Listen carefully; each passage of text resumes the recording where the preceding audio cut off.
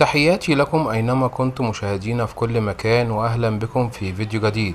في الساعات القليلة الماضية تداول رواد مواقع التواصل الاجتماعي مقطع فيديو مثير للجدل للفنانة والفاشونيستا الكويتية بيبي عبد المحسن، ظهرت فيه على حد وصف المتابعين كالساملة، وإليكم بعض التفاصيل حول ما يحدث.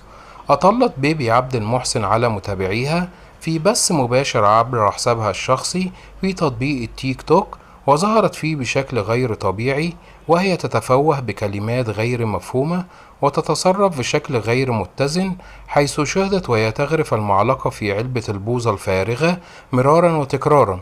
وفي إحدى اللقطات شهدت تتجشأ أكثر من مرة مع استمرارها في الحديث مع المتابعين دون توقف، وانقسمت ردود الأفعال بين مهاجم ومدافع، فمنهم من اتهمها بالسمالة، ومنهم من أعاد تصرفاتها الغريبة لتعاطيها حبوب منومة أو أدوية تسبب النعاس الخاصة بمعالجة الحساسية أو الربو، حيث كتبت أحد متابعيها: إلا بيبي عادة هي تأخذ حبوب النوم، وأكيد هذا مفعولها للنية السيئة.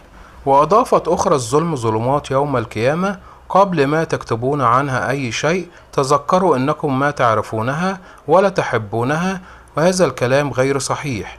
وكتبت أخرى: إلا بيبي لو سمحتم، أكيد إنها بتمر بظروف صعبة، والله هي أكثر إنسانة بعيدة عن إثارة الجدل. في حين كانت لأخرى رأي آخر، حيث علقت: حتى اللي يقولون تأخذ أدوية مهدئة واسترخاء، ما أدري شنو، بس ما شاء الله، أول مرة أشوف أحد يأخذ علاج من هالنوع ويفتح بس. بالعادة الواحد يخمد ويفتح لايف ويقرف الناس بهالمنظر. وإحقاقا للحق وبعد البحث المستمر حول المقطع الذي يتم ترويجه الآن، اكتشفت أن المقطع تم نشره منذ عام كامل، ولم أعلم لماذا يتم تداوله الآن عبر منصات التواصل الاجتماعي.